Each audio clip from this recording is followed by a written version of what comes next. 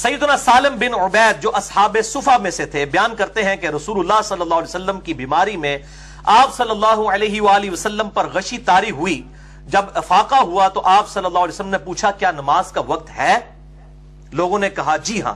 تو آپ صلی اللہ علیہ وسلم نے فرمایا بلال کو کہو وہ اذان دے اور ابو بکر کو کہو کہ وہ نماز پڑھائیں. پھر آپ صلی اللہ علیہ وسلم پر دوبارہ غشی طاری ہو گئی.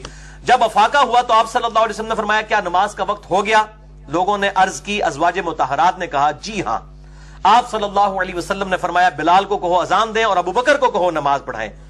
سیدہ عائشہ نے کہا یا رسول اللہ میرا باپ ابو بکر بڑے رقیق القلب ہیں، وہ آپ کی جگہ جب مصلی پہ کھڑا ہوں گے تو وہ اس کو برداشت نہیں کر سکیں گے، نماز نہیں پڑھا سکیں گے، روئیں گے کہ یہ دن بھی ہم نے دیکھنا تھا.